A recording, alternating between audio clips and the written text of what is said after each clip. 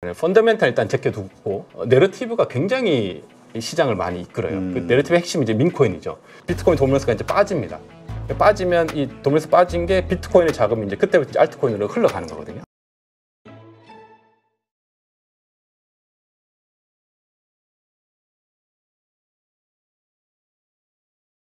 자, 그러면 올해 그 상당히 좀 알트코인의 불장을 예상하시는데, 그렇다면 비트코인과 이 알트코인 도대체 어느 정도까지 오를 수 있을 거라고 보시는 건가요?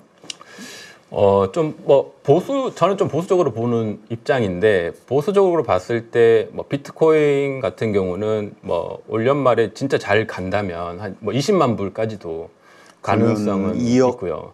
한 8천, 원화로 9천? 하면 그 정도까지도 이제 2억 9천 정도? 목표가죠. 어떻게 보면 비트코인에 올해 이제 불장이 왔을 때 내가 어디까지 수익 실현을 할 것인가라고 봤을 때 최고점을 잡는다면 한 20만 불 정도까지는 가능성이 있을 것 같고요. 그러니까 거의 2배 가까이네요, 지금보다. 그렇죠. 그 정도까지는 가능성이 있어 넘게. 보이고요. 예. 예. 그렇게 됐을 때 이제 알트코인들이 이제 불장이 시작될 거거든요. 그래서 그 시점에 이제 알트코인은 훨씬 더 많이 오르죠. 보통 말씀하신 이더리움으로 예상을 한다면 네. 이제까지 가장 못 올랐잖아요. 네네. 이더리움의 목표가는 혹시 가지고 있으신가요? 이더리움이 사실 많이 못 올랐어요. 그래서 그렇죠. 이더리움이 많이 못 올랐고, 그래서 이더리움이 많이 못 올랐기 때문에 오히려 이더리움 같은 경우 지금 오히려 괜찮은 투자 시기 아닌가 이렇게 생각하거든요. 이더리움 같은 경우는 굉장히 많은 홀더들이 있어요. 굉장히 오래전부터 많이 투자해왔고 지금 시장의 분위기를 보면 굉장히 욕을 많이 먹고 있거든요. 그러게요. 네. 그래서 이더리움은 이제 네. 끝났다. 그래서 아까 네. 말씀드린 대로 뭐 솔라나의 시대가 왔다. 네. 이렇게 보시더라고요. 그렇게 이제 많이들 이야기하는데 이더리움은 끝날 수는 없어요. 그러니까 제가 보는 만약에 10년, 20년, 30년 뒤에 살아남을 코인이 뭐가 있을까 하면 뭐 1위는 비트코인 당연하고 2위는 저는 계속 이더리움을 유지할 것 같거든요. 그래서 2위 자리를 유지할 거기 때문에 물론 이제 가격에 있어서 얼만큼 이게 될 것인가 그건 좀 다른 거긴 한데 그래서 지금까지의 가격 보면 오히려 많이 못 올랐기 때문에 오히려 지금이 기회가 아닌가 이런 좀 생각이 듭니다. 그래서 지금보다는 굉장히 많이 오를 것이고 비트코인이 더 많이 올랐을 때 수혜를 이제 이더리움이 많이 받게 될 것이다 이렇게 보고 있습니다. 그냥 많이 오른다. 그냥 특별한 목표가는 없으신 건가요? 이더리움에 대한 기대치는 지금보다는 그래도 한 2배 정도 이상은 볼 수 있겠죠. 네. 지금 그러면 이더리움이 왜 이렇게 못 오른 걸까? 왜 이렇게 부진한 걸까? 네. 여기에 대한 의문이 생길 수밖에 없어요. 말씀하신 대로 시총도 2위고 네. 다들 그 오래되고 기대하는 네. 비트코인 다음으로 유명한 네. 코인인데 왜 이렇습니까? 그 이유는 일단 작년에 아직 알트코인 시장에 불장이 왔다고 저는 생각하지는 않고요. 짧게 오긴 했거든요. 그래서 이런 트렌드에 시장이 많이 바뀌어가지고 확실히 그 새로운 내러티브의 코인들의 유동성이 많이 몰렸어요. 그래서 보통 이 시장이 유동성이 이제 비트야 그나마 그대로 가져가지만 알트들은 계속 유동성이 옮겨 다니거든요. 그래서 그 유동성이 솔라나 쪽으로 많이 몰렸고 특히 민코인 시장에 그리고 뭐 AI 관련 주들도 이제 굉장히 많이 몰렸고 그러면서 일단 돈 되는 거에 이제 많이 가죠. 이더리움 자체가 당장 돈 되기는 힘들거든요. 그래서 그 안에서도 근데 이더리움도 좀 파고 들어가면 이더리움 자체는 오르지 않았지만 이더리움에서 탄생한 레이어 2들이 있어요. 거기서는 굉장히 많은 수익을 받습니다. 그러니까 내가 이더리움만 가지고 있으면 좀 손실인데 이더리움을 가지고 뭐 디파이라든지 이런 걸 좀 활용했으면 사실 뭐 비트코인하고 수익률은 거의 비슷할 거거든요. 그래서 그런 부분에서는 좀 차이가 있지만 다른 알트에 비해서는 많이 못 오르게 했죠. 그래서 새롭게 출시된 뭐 그런 레이어 1들은 뭐 몇천 %씩 막 오르니까 그런 이제 수익률에 비하면 솔라나도 굉장히 많이 올랐고 솔라나 대비해서 이더리움이 굉장히 이제 수익률이 저조한 거죠. 그런 것들이 이제 시장에 좀 반영이 된 것 같습니다. 네. 뭐 말씀하신 솔라나, 그러니까 이게 지금 그 얼마나 사람들이 이 안에서 쉽게 결제를 통해서 사고 팔고 할 수 있는가에 대한 편의성, 네네. 이게 아마 이더리움 그 이후에 나온 이 플랫폼들의 네. 그 아마 장점인 것 같아요. 말씀 들어보니까. 네, 맞습니다. 그래서 예를 들어 솔라나에서 제가 민코인을 뭐 발행을 하고 사고 하면 수수료가 거의 뭐 1원, 2원 수준이거든요. 근데 이더리움에서 내가 민코인을 발행하면서 막 사고 하면 수수료가 뭐 매번 다르긴 하지만 작게는 10,000원, 뭐 심할 때는 뭐 50,000원, 100,000원까지도 올라가요. 그러니까 뭐 하나 코인 하나 사는데 수수료가 너무 많이 비싼 거죠. 그래서 이더리움 같은 경우는 흔히 이제 고래들의 뭐 체인이다 이렇게 얘기 많이 해요. 그래서 예를 들어 이더리움으로 내가 뭐 한 1억 이상 있지 않으면 뭘 하기가 힘든. 그래서 소액 투자자들이 이더리움 생태계에서 뭔가 활발하게 활용하기 힘든 거죠. 근데 솔라나는 수수료가 거의 안 드니까 굉장히 많은 그 소액 투자자들이 많이 몰릴 수 있는 거죠. 그게 우리 주식시장으로 보면은 네. 진짜 개인들의 그 거래 네. 이 량이 많을수록 네네. 이게 단타 위주로 간다. 아, 네네. 약간 홀더들이 큰 홀더들이 없다고 네네. 하면 네. 그래서 이 변동성이 클 수 있다로 이해가 되기도 하네요. 그렇게 이해할 수도 있을 것 같습니다. 네네. 그 솔라나 외에도 이제 사실 지난 해부터 올라온 게 이제 리플이잖아요. 아, 네네. 리플에 대해서도 지금 많이 올랐지만 지금 네네. 6배씩 이상 올랐지만 앞으로 더 오를 수 있다 이렇게 기대하시는 분들도 있더라고요. 네네. 그런 생각에 동의가 되시나요? 일단 리플에 있어서 두 가지 장점은 최근에 가격 오른 이유 중에 가장 큰 거는 일단 미국 중심의 코인인 부분이 혜택을 많이 받았고, 그리고 리플에서 이제 스테이블 코인 관련해서 또 이것이 얼마나 잘 될 것인가 이런 두 가지 이슈가 있는 것 같습니다. 그래서 리플 같은 경우는 사실 이 암호화폐 시장하고 전통 금융하고 이제 중간쯤에 있거든요. 그래서 정확히 암호화폐라고 보기도 힘들고 정확히 전통 금융 상품이라도 보기 힘든 약간의 중간에 있는 거죠. 그래서 이것이 제도권화가 이제 암호화폐 시장이 많이 되면 될수록 오히려 이제 수혜를 받는 것은 리플이 아닌가. 그동안 오랜 기간 동안 은행들과 이제 협업도 많이 해놓은 게 있고 그런 부분에서 시장에서 긍정적인 신호를 보내고 있는 것 같긴 한데 근데 좀 많이 오르긴 했죠. 그래서 저라면 리플도 뭐 나쁘진 않지만 다른 좀 덜 오른 것들을 좀 찾는 게 더 좋지 않을까. 그래서 이더리움이다. 이더리움이 오히려 좀 더 저는 안정적으로 투자를 할 수 있을 것 같습니다. 알겠습니다. 근데 아까도 말씀하셨듯이 밈 코인들 뭐 도지코인 워낙 유명하죠. 일론 머스크 때문에 알려진 네네. 그 뭐 트럼프 밈 코인들도 있고요. 어떻습니까? 이 AI 관련된 코인들도 있고요. 네네. 이러한 것들의 핵심 가치 혹은 투자 포인트를 어떻게 잡아야 돼요? 이 암호화폐 시장은 확실히 그 아까도 그 책에도 언급돼 있지만 이제 펀더멘탈하고 내러티브 두 개잖아요. 펀더멘탈 일단 제껴두고 내러티브가 굉장히 이 시장을 많이 이끌어요. 그 내러티브의 핵심이 이제 민코인이죠. 그래서 민코인 같은 경우 트렌드가 많이 바뀌고 실제 그 안에는 특별한 게 없거든요. 그러니까 시장의 유동성이죠. 유동성을 꽉 끌어와가지고 유동성을 만든 다음에 볼륨을 키우고 다시 이제 수익 실현하고 다시 빠지는 그런 것들이 특히 알트코인 시장에서 이제 계속 이게 유동성이 이제 계속 바뀌어가는 거예요. 그래서 그 내러티브를 이끄는 주체들이 있고 세력들이 있고 그렇게 시장을 형성하면서 만들어 가는데 짧게 보긴 해야 됩니다. 그래서 그 내러티브가 시작됐을 때 초기에 들어가서 내러티브가 이제 사람들이 막 환호할 때 그때 이제 빨리 빠져나와야죠. 그런 전략을 잘 구상하면 그 내러티브 중심의 코인들에서 높은 수익률을 낼 수가 있죠. 근데 그런 것들에서 내가 이것을 뭐 장기적으로 잘 될 거야 이렇게 보면 조금 힘들어지고요. 그래서 그런 것들만 잘 구별해서 여전히 이 암호화폐 시장은 펀더멘탈보다 가격적인 측면에서 보면 내러티브 중심의 투자를 하는 분들이 성적이 훨씬 좋긴 합니다. 내러티브를 우리가 주식시장에서 얘기하는 그냥 모멘텀이라고도 뭐 볼 수 있을 것 같아요. 그렇게 얘기하면 될까요? 그 뭔가 기대가 될 만한 뉴스 이슈가 있는 것들. 그러니까 이렇게 보면 더 좋을 것 같아요. 주식시장에도 보면 어떤 뉴스라든지 이슈가 생기면 단기적으로 많이 오르잖아요. 네. 뭐 일주일이든 뭐 그렇게 오르는데 이 암호화폐 시장 24시간이고 주식시장보다는 예를 들어 제가 경험하기로는 주식시장의 한 달이라는 기간이 암호화폐 시장은 하루 같거든요. 그러니까 1년이면 한 달이죠. 그래서 어떤 내러티브가 생성이 되면 몇 달 만에 그냥 끝이 나버려요. 그래서 어떤 시장의 트렌드라든지 이슈라든지 이런 것들이 생기자마자 굉장히 급등해서 올라갔다가 금방 꺼지는 뭐 이런 현상이 계속 반복되는 거죠. 그래서 어떤 시장에서의 어떤 이슈들, 새로운 이슈들, 없던 것을 뭐 뉴스로 주식시장을 보면 실제 뭔가 만든 게 있잖아요. 뭔가 발견했다더라. 예를 들어 뭐 중국에서 새로운 AI가 나왔다더라. 이러면 시장이 확 변하잖아요. 그렇죠. 그런 것들이 실제 있지만 주식시장에는 이 암호화폐 시장은 그 실제가 사실 어떤 존재한다기보다는 좀 기대치가 많거든요. 이러한 것들이 시장을 이끌 것이야. 그런 것들이 기존에 없던 내러티브로 새롭게 나오면 시장을 확 이끌었다가 다시 빠지고 또 확 이끌었다 빠지고 이렇게 반복되는 것 같습니다. 그러면 그 도지코인, 네네. 도지코인의 내러티브는 뭡니까? 솔라나하고 도지코인은 내러티브가 좀 있어요. 도지코인은 이 암호화폐 시장을 보면 사람들이 이제 민코인이라고 하는 것이 뭐 아무 의미도 없는 코인이라고 하지만 실제 암호화폐 시장의 핵심은 또 민코인이라고 볼 수가 있거든요. 그러니까 민코인이라는 하나의 어떤 트렌드가 있는 거죠. 이 시장에 맞게. 주로 이제 이 암호화폐 시장은 뭐 SNS나 인터넷 중심으로 막 이렇게 시장이 흘러가니까 뭐 인플루언서 중심으로 그런 의미에서 이 도지코인 같은 경우는 최초의 민코인이니까 그 굉장히 그 어떤 펀더멘탈이 있고 특히 이제 그 일론 머스크가 이제 굉장히 좋아했죠. 그러면서 이 시장을 많이 이끌었고 그리고 이제 도지코인은 또 굉장히 또 탈중화되어 있긴 해요. 사실 도지코인의 내부를 보면 비트코인을 가져와서 만든 게 도지코인이거든요.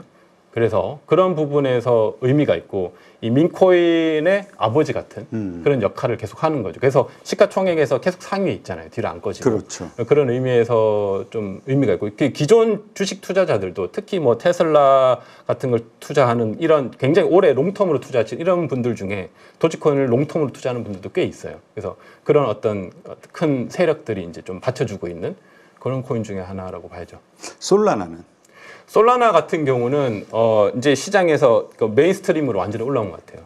그래서 솔라나가 굉장히 많이 힘들었는데 사실 FTX 사태 때 굉장히 거의 망할 뻔하다가 극적으로 지금까지 올라서 가장 높은 성장률과 가장 좋은 어떤 펀더멘탈과 가장 많은 어떤 개발진들이 모여 있는. 물론 이더리움에 비해서는 모든 것들이 다 부족하긴 해요.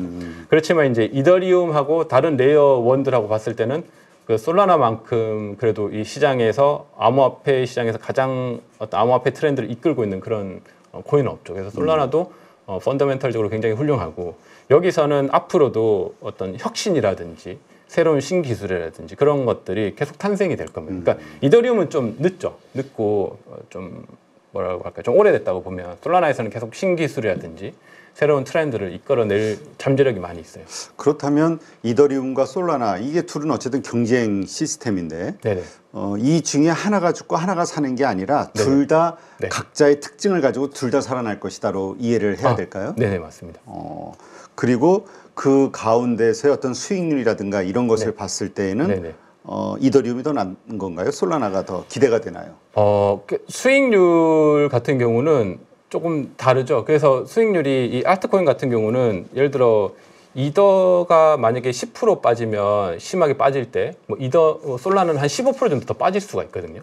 그래서 그런 부분을 좀 염두에 둬야 되고 그래서 솔라나 체인 자체가 지금까지는 또 이만큼 올라왔는데 또 솔라나를 이기려는 체인들이 굉장히 많을 거 아니에요. 그런 어떤 위험 요소가 좀 많이 있죠. 그래서 솔라나가 앞으로 계속 해야 될 것들은 시총 10위권안을 계속 유지해야 되는. 그래서 그것을 계속 유지해서 어떤 뭐 이더리움하고 좀 다른 자기만의 분명한 레이어 원으로 계속 그 시장에서 어떤 오랫동안 평가를 좋게 받는다면 솔라나 생태계가 이더리움보다는 수익률이 더 좋겠죠. 그렇군요. 하긴 뭐 지금 상당히 오래됐음에도 불구하고 이더리움은 어쨌든 시총 2위, 세계적인 어떤 인지도를 가지고 살아있고 이거는 막 워낙 오르락 내리락 하니까 불안정성이 있기 때문에 안정감 있게 앞으로 보여줘야 그러한 것들이 연계가 된다. 이렇게 이해가 되는군요. 그 말씀하시는 가운데 그 투자하시는 코인 투자하시는 분들 비트코인 반감기 자주 말씀하시고요. 그다음에 도미넌스에 대해서도 이야기를 해요. 그래서 근데 이게 잘 이해가 안 돼요. 이거 좀 간단하고 쉽게 좀 설명을 해주시면. 그 쉽게 얘기하면 이제 이 암호화폐라고 하는 것은 비트코인이 있고 그다음에 우리가 알트코인이라고 하는 것은 뭐 비트코인을 제외한 모든 코인을 우리가 알트코인이라고 하는데 그게 이제 전체가 이제 암호화폐 시총으로 있는 거죠. 그 중에 시총 1위가 이제 비트코인이고 도미넌트는 뭐냐면 이 암호화폐 전체 시총에서 비트코인이 가지고 있는 비율이에요. 그래서 뭐 예를 들어서 이 암호화폐 시총에서 비트코인 도미넌스가 뭐 53%, 4% 이르면 전체 시총의 비트코인이 54%를 가지고 있고 나머지 뭐 45%가 이제 이더리움을 포함한 모든 알트코인이 가지고 있는 거죠. 그래서 이제 이를 도미넌트라고 하고 보통 이렇게 이야기합니다. 그렇군요. 뭐 반감기라는 거는 반감기라는 것은 이제 비트코인이 예를 들어 이게 채굴 시스템이라고 하죠. 매년 이제 4년 주기로 비트코인 채굴량이 줄어들어요. 그래서 그걸 우리가 이제 반감기라고 하고요. 그래서 지금 이제 반감기 이후에 채굴량이 줄어드니까 반으로 뚝 줄어들거든요. 그러니까 이제 채굴자들은 사실 내가 예를 들어서 채굴 장비가 있고 이 채굴을 하면 지금 10분에 하나씩 채굴되는데 채굴 장비를 투자해가지고 하면 채굴 장비가 있겠죠. 그리고 인건비 있고 사무실비 해가지고 10분에 하나를 채굴하면 3.125개를 받아요. 그럼 뭐 원화로 하면 한 4억 좀 더 되나요? 그 정도를 받는데 매일 이제 4억을 받다가 반감기가 지나면 3.125개가 반으로 딱 줄어들거든요. 그러면 이제 이게 내가 매번 이 수익 받던 게 이제 4억 받던 게 2억으로 확 줄어드는 거죠. 그래서 그런 이제 확 줄어드는 계기로 해서 이 채굴자들의 채산성하고 시장하고 이런 것들에 대해서 이제 가격이 다시 조정이 되면서 비트코인이 보통 이제 반감기 이후에 이제 오르는 패턴을 보여왔거든요. 그래서 이제 비트코인 반감기가 중요한 게 어떤 비트코인 공급량이 줄면서 채굴자들의 어떤 채산성 그 시장에서의 어떤 가격의 균형 이런 것들이 반영돼서 지금까지는 반감기 후에 이제 비트코인이 계속 이제 상승을 했었죠. 자, 그렇다면 이런 반감기, 그다음에 도미넌스 네네. 이런 변화가 네. 알트코인 불장하고 네네. 어떤 관계가 있는 겁니까? 지금까지 보면 패턴을 보면 비트코인 반감기 이후에 비트코인이 이제 굉장히 많이 올랐고 네. 오를 때 보면 비트코인이 이제 도미넌스를 많이 비트코인이 가져가거든요. 그래서 전체 시총에서 도미넌스를 계속 가져가다가 뭐 40%, 50%, 뭐 60% 가져가다가 도미넌스가 멈출 때가 와요. 도미넌스가 멈추고 조금씩 비트코인 도미넌스가 이제 빠집니다. 빠지면 이 도미넌스 빠진 게 비트코인의 자금이 이제 그때부터 이제 알트코인으로 흘러가는 거거든요. 아, 그러니까 이 도미넌스 전체 암호화폐 시총 가운데서 네. 비트코인의 비율이 증가하던 비율이 멈추는 순간 네네. 그리고 오히려 줄어드는 순간 네네. 그때부터 이제 알트 불장이 시작되는데 올해 같은 경우는 비트코인 반감기 이후에 비트코인 도미넌스가 지금까지 계속 오르고 있거든요.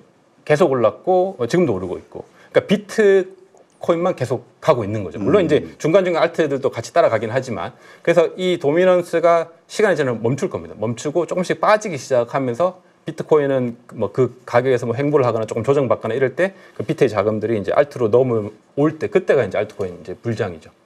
그 패턴을 지금까지 계속 가져왔었는데 아직 이제 이번 비트코인 반감기 때는 아직 그 패턴을 안 가져왔어요. 그래서 그러니까 이번에는 좀 늦게 그러니까 실현이 되나 봐요. 그게 보통은 비트코인 이제 최고 이제 불장 때 되니까 그 예상이 과거 패턴을 보면 올해 한 하반기 정도가 되거든요. 그러니까 한 뭐 7, 8월 요때 정도니까 아직 조금 시간이 남았죠. 근데 올해는 좀 독특하게 과거하고는 좀 다른 건 있어요. 변수가 있어요. 과거에는 이제 비트코인 시장만 있었는데 지금 같은 경우는 과거하고 조금 다른 게 비트코인 ETF가 생기면서 비트코인이 이제 주식 시장으로 들어갔잖아요. 그래서 ETF가 생기면서 비트코인 ETF 시장에 있는 것들은 이 비트코인 ETF 시장이 이 암호화폐 거래소 시장으로 넘어오진 않거든요. 그래서 요런 좀 갭이 있고 그 다음에 그렇지만 이제 비트코인 ETF 시장도 뭐 이더리움 ETF도 생기고 이제 점차 다른 알트코인들도 ETF가 이제 상장 소식들이 있더라고요. 그래서 그런 것들이 좀 더 되면 이제 비트 불장이 갔을 때 충분히 이제 과거도 유사한 패턴을 볼 수는 있지만 조금 바뀌긴 했다. 네, 이렇게 좀 볼 수 있을 것 같아요. 지금 AI하고 이 블록체인 기술이 결합이 됐을 때 비트코인의 역할 어떻게 될 것이냐, 어떤 변화가 있을 것이냐, 아니면 그냥 그대로 가냐, 어떻게 보세요? 큰 변화가 있죠. 여러 가지 이제 AI 같은 경우는 이 최근 암호화폐 시장도 전부 이제 AI 트렌드로 많이 바뀌고 있고 AI의 뭐 핵심하고 이 암호화폐 시장하고 연계될 수 있는 게 굉장히 많거든요. 블록체인 기술하고도 많이 연계될 수 있고 특히 뭐 AI 같은 경우는 이제 뭐 그래픽 카드로 이제 해서 연산을 많이 하는데 이 암호화폐 시장도 채굴 장비, 뭐 그래픽 카드나 이런 것들을 활용할 수 있는 게 많아요. 그래서 그런 것들과 연계돼서 뭐 AI 연산을 하면서 이것이 이제 암호화폐 생태계에도 같이 연계될 수 있는 그런 여지가 많고 그런 이제 프로덕트이 시장에서 많이 출시되고 있어요. 그래서 AI하고 블록체인하고 연계된 그런 것들이 시장에서 몇 년 전부터 계속 나오고 있었고 그래서 앞으로 이것이 이제 발전해서 굉장히 이제 다이나믹한 이제 시장으로 이제 바뀌겠죠. 그렇군요. 그 요즘 양자 컴퓨터 네. 얘기 막 나오잖아요. 네네. 뭐 이 양자 컴퓨터가 나오면 해킹에 대한 우려 뭐 네네. 이런 것 때문에 또 일시적으로 가격이 하락하기도 했었는데 네네. 뭐 그런 걱정은 안 하시나요? 요즘 오늘 네. 또 그 나오는 최근에 나오는 뉴스 보니까 MS에서도 네네. 네, 그 양자 컴퓨팅 관련된 칩이 나오고 네네. 그러면서 뭐 5년 내에 뭔가 의미 있는 결과들이 나올 수 있겠다 이런 네네. 기대치들이 커지고 있거든요. 네네. 예.